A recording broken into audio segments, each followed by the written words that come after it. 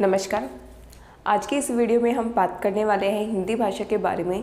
तो हिंदी साहित्य की सीरीज़ को आगे बढ़ाते हैं और आधुनिक भारतीय भाषाओं के बारे में जो हमने पिछली वीडियो में सीखा उससे आगे हम आधुनिक भारतीय आर्य भाषा हिंदी के बारे में विस्तार से जानते हैं। तो इस वीडियो में आपको हिंदी भाषा का उसकी व्युत्पत्ति कहाँ से हुई, उसका अर्थ क्या है और वर्तमान में हिंदी का प्रयोग किस तरह से किया जाता है तथा इतने समय से हिंदी की प्रगति किस तरह से हुई, ये सब आपको डिटेल्स में जानने को मिलेगा।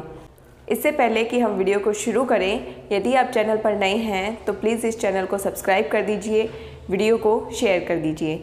तो आइए देखते हैं हिंदी भाषा के बारे में।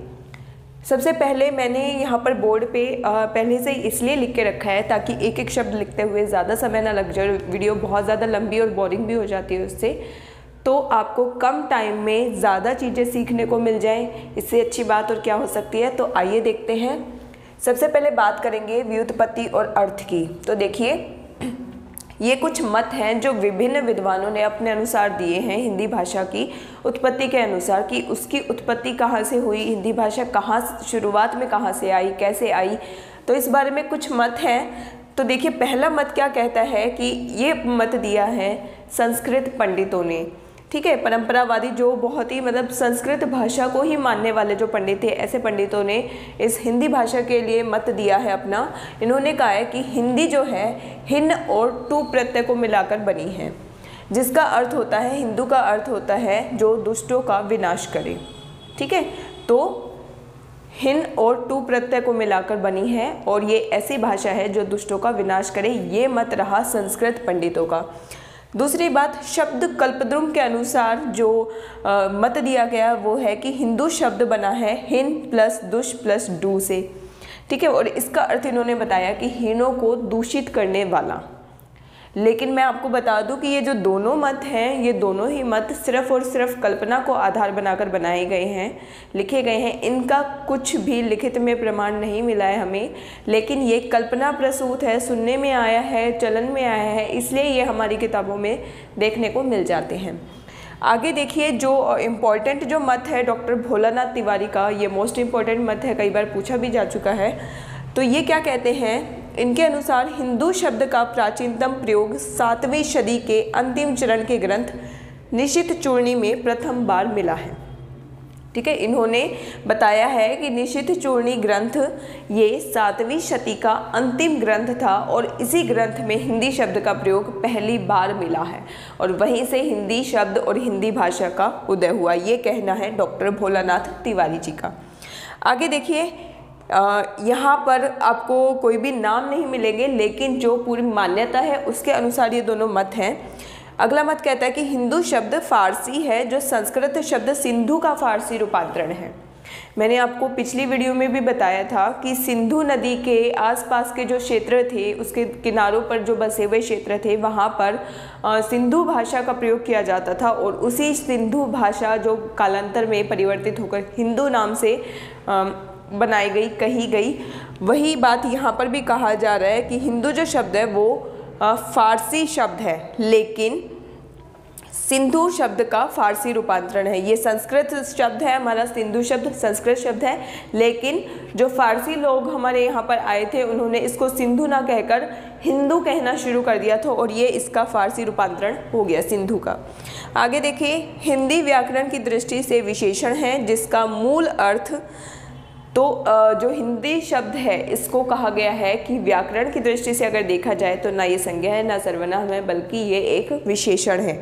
और इसका जो अर्थ है वो देखिए, यहाँ पर उत्पत्ति बताई गई है कि ये कैसे निकला। सबसे पहले सिंधु शब्द आया जो कि संस्कृत शब्द था, फिर इसका फारसी रूपांतरण हुआ हिंदू, हिंदू से बना हिंद, हिंद से बना हिंदीक और हिंदीक से आया हमारा हिंदी शब्द। तो ये तो था हिंदी शब्द की व्युत्पत्ति कहाँ से हुई। ठीक है, अब आगे बात करते हैं हम इसके प्रयोग की।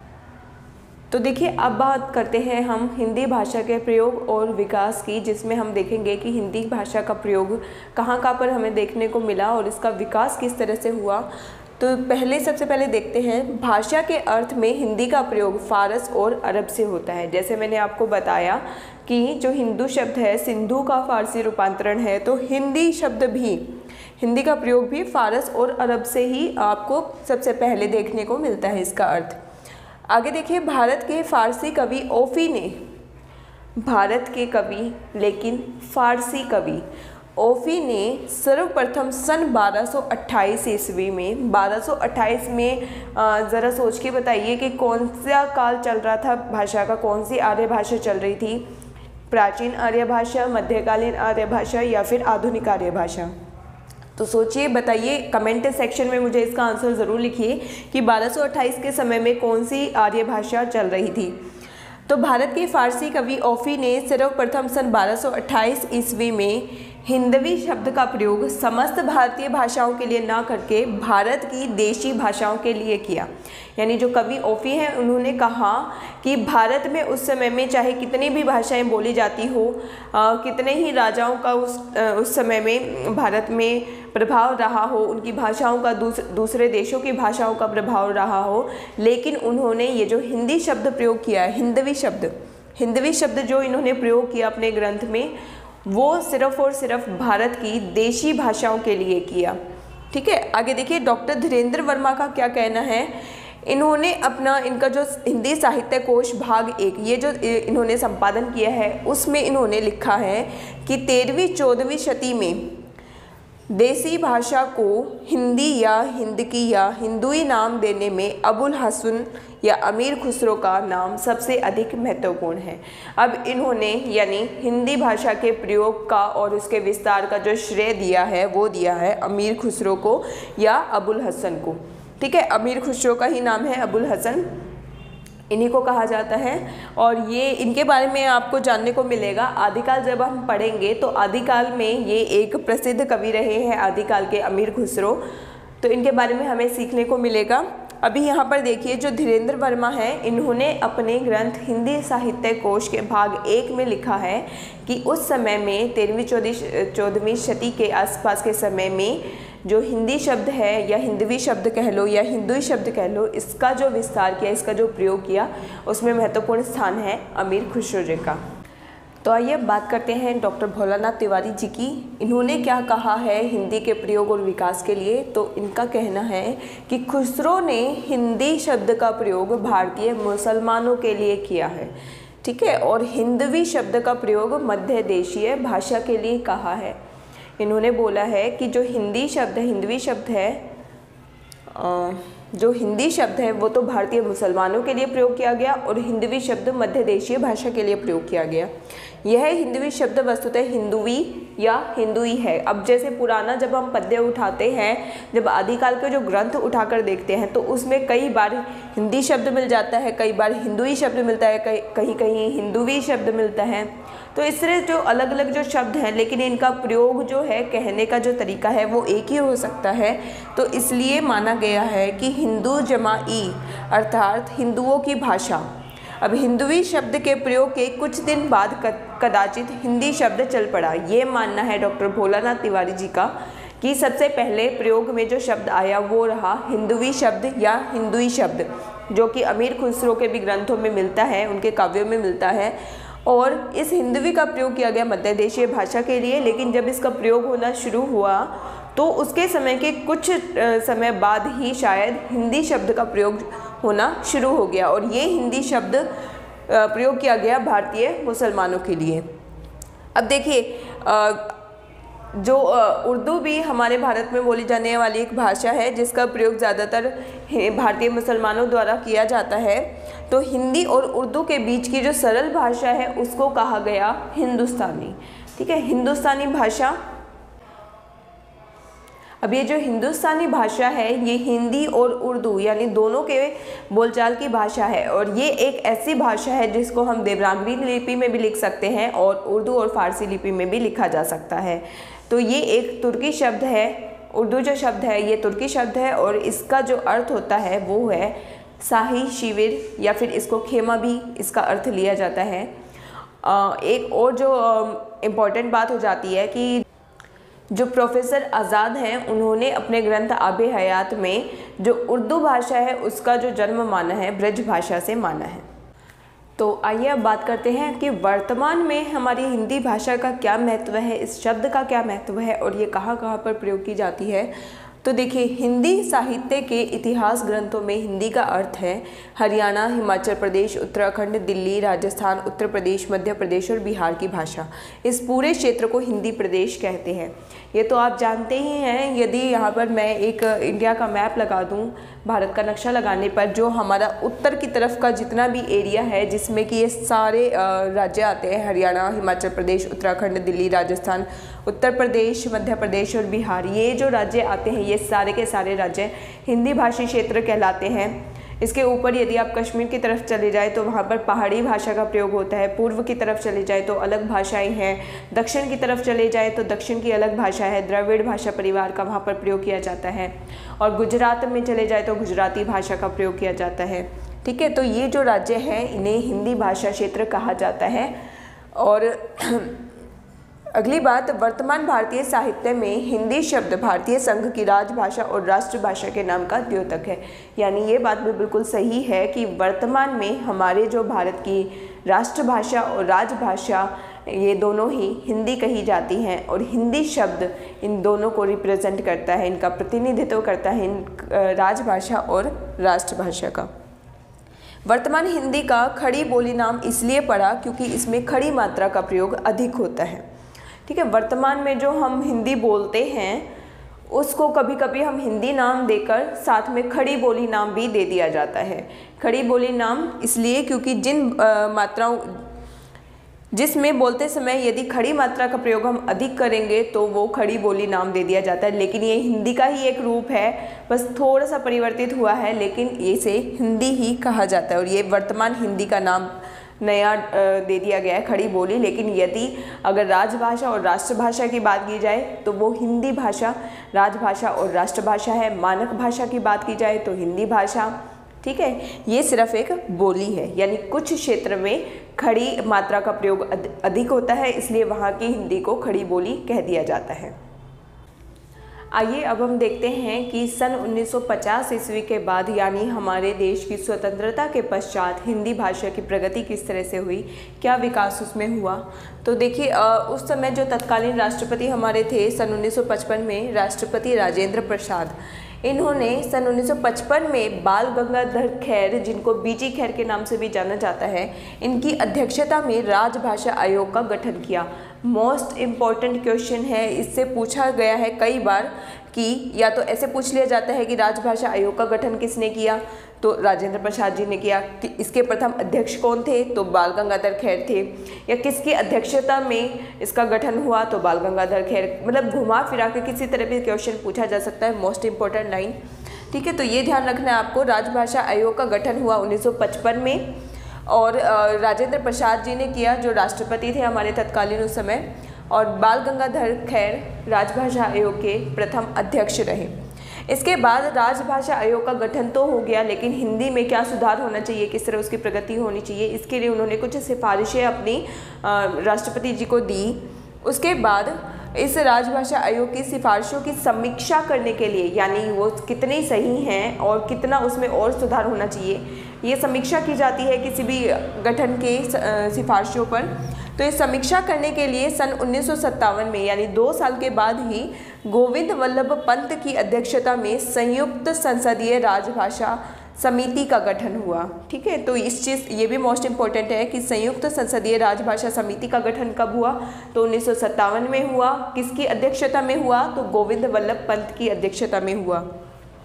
अब इस समिति ने भी अपने विचार प्रस्तुत किए, अपने को सुझाव दिए, तो उन सुझावों पर राष्ट्रपति जी ने विचार किया और 2 स्थायी आयोगों की स्थापना की, जो हिंदी में सुधार कार्य के लिए काम करेंगे। उसमें कुछ भी प्रगति होनी है, उसका विकास कैसे होना है, कहाँ पर बोली जानी है, कितना उसका विस्तार किया जाना है, इन सभी चीज़ों पर वो काम करेंगे। तो ये जो 2 स्थायी आयोग थे, वो था, पहला था राजभाषा आयोग, जिसको विधायी आयोग के नाम से भी जाना गया, क्योंकि हमारी जो राजभाषा हिंदी है और हिंदी के ही सुधार के लिए काम करते हैं। तो राजभाषा आयोग, जिसे विधायी आयोग भी कहा गया, इसकी स्थापना हुई 1961 ईस्वी में और ये काम करता था विधि मंत्रालय के अंतर्गत। लेकिन 1976 ईस्वी में इसको समाप्त कर दिया गया। इस आयोग को समाप्त कर दिया गया 1976 में। उसके बाद एक और है वैज्ञानिक व तकनीकी शब्दावली आयोग। इसकी भी स्थापना हुई 1961 में और ये शिक्षा मंत्रालय के अंतर्गत काम करता है। ये अभी भी हमारे पास काम कर रहा है। हिंदी में नए नए शब्दों को कैसे जोड़ना है, उसकी शब्दावली शब्दकोश को कैसे बढ़ाना है, इसके लिए ये अभी भी काम कर रहा है यह आयोग, वैज्ञानिक व तकनीकी शब्दावली आयोग। अब 1976 में जब राजभाषा आयोग की समाप्ति की गई तो उस समय में एक राजभाषा अधिनियम आया 1976, जो कि मोस्ट इम्पॉर्टेंट है, उससे काफ़ी क्वेश्चन पूछे भी जाते हैं। तो अब बात करते हैं राजभाषा अधिनियम 1976 की। तो चलिए बात कर लेते हैं राजभाषा अधिनियम 1976 की। तो राजभाषा अधिनियम क्या कहता है कि जो भारत के कार्यालय हैं, जो सरकारी कार्यालय हैं, और जैसे दिल्ली है, ये है भारत की राजधानी है, यहाँ पर जितने भी जो भी कानून पारित होते हैं या नया विधायक आता है या कुछ भी आता है, और अगर इन्हें दूसरे राज्यों से संपर्क करना है, कोई भी शासकीय कार्य करना है, तो वो जो दूसरे राज्यों के साथ जो बातचीत का तरीका होगा वो कौन सा होगा, जो कागजी कार्रवाई होगी वो किस भाषा में होगी, ये कहता है राजभाषा अधिनियम 1976। तो देखिए केंद्रीय सरकार के कार्यालयों को 3 क्षेत्रों में विभाजित किया गया, क वर्ग क्षेत्र, ख वर्ग क्षेत्र और ग वर्ग क्षेत्र। ठीक है, तो क वर्ग क्षेत्र में क्या होता है कि पत्र व्यवहार केवल हिंदी भाषा में ही होगा। ठीक है, ये उनमें ये राज्य आते हैं जिनके साथ अगर आपसी पत्र व्यवहार करना है, कोई भी कागजी कार्रवाई करनी है, तो वो कार्य केवल हिंदी भाषा में ही होगा। और वो जो क्षेत्र है उत्तर प्रदेश, मध्य प्रदेश, राजस्थान, बिहार, हिमाचल प्रदेश, हरियाणा और दिल्ली। और आप जानते हैं कि इन सभी राज्यों को हिंदी भाषी क्षेत्र भी कहा जाता है। तो हिंदी भाषी क्षेत्र यानी क वर्ग क्षेत्र, और इसमें पत्र व्यवहार केवल हिंदी में होगा। आगे बात करते हैं ख वर्ग क्षेत्र की। यहाँ पर पत्र व्यवहार में द्विभाषिक नीति अर्थात हिंदी और अंग्रेजी दोनों भाषाओं का प्रयोग होगा, यानी आपको दोनों भाषाओं में एक ही चीज़ लिखी मिलेगी, हिंदी में भी और अंग्रेजी में भी। ये जो राज्य हैं देखिए, पंजाब, गुजरात, महाराष्ट्र, चंडीगढ़ और अंडमान निकोबार, इन क्षेत्रों में द्विभाषिक नीति का पालन होगा, क्योंकि पंजाब में पंजाबी बोली जाती है, गुजरात में गुजराती और महाराष्ट्र में मराठी बोली जाती है। चंडीगढ़ जो है हरियाणा पंजाब दोनों की राजधानी हो गई, तो वहाँ पर कुछ पंजाबी बोलने वाले लोग भी मिलेंगे और कुछ हिंदी बोलने वाले लोग भी मिलेंगे। उसी तरह से अंडमान निकोबार, ये जो राज्य हैं इनमें जो पत्र व्यवहार होगा द्विभाषिक नीति में होगा। हिंदी को भी आगे बढ़ावा दिया जाएगा, इसलिए हिंदी में भी होगा और अंग्रेज़ी में भी होगा। आगे देखिए ग वर्ग क्षेत्र, ये वो राज्य आ जाते हैं जहाँ पर हिंदी बिल्कुल ही बोली नहीं जाती है, इसीलिए वहाँ पर जो पत्र व्यवहार होगा वो केवल अंग्रेज़ी में होगा। तो इनमें हो गया पश्चिम बंगाल, उड़ीसा, उत्तर पूर्वी क्षेत्र और द्रविड़ भाषी क्षेत्र। वर्तमान में अभी यही चल रहा है कि इन राज्यों में जो पत्र व्यवहार होगा अंग्रेजी में होगा, और यदि आगे जाकर वहाँ पर भी हिंदी भाषा का प्रयोग होना शुरू हो गया तो शायद इसमें कुछ बदलाव हमें देखने को मिल सकता है। तो ये हो गए 3 वर्ग क्षेत्र। ये आपको पता होना चाहिए कि कौन सा राज्य कौन से वर्ग क्षेत्र में आता है, ये पूछा भी जाता है कई बार। आगे बात करते हैं तमिलनाडु प्रदेश। ये एक ऐसा प्रदेश है, तमिलनाडु ऐसा राज्य है जहाँ पर राजभाषा अधिनियम 1976 लागू नहीं होगा। और इसके बाद मणिपुर, आंध्र प्रदेश और महाराष्ट्र, जिनका नाम मैंने इन तीनों वर्ग क्षेत्र में नहीं लिया है, लेकिन यहाँ पर तीनों में जो राजभाषा अधिनियम है वो लागू होगा, क्योंकि देखिए ये जो तीनों राज्य हैं मणिपुर, आंध्र प्रदेश और महाराष्ट्र, ये ग वर्ग क्षेत्र में आ जाते हैं, उत्तर पूर्वी क्षेत्र और द्रविड़ भाषी क्षेत्र में आ जाते हैं। आपको बस इतना याद रखना है कि जो तमिलनाडु राज्य है उस पर राजभाषा अधिनियम लागू नहीं होता।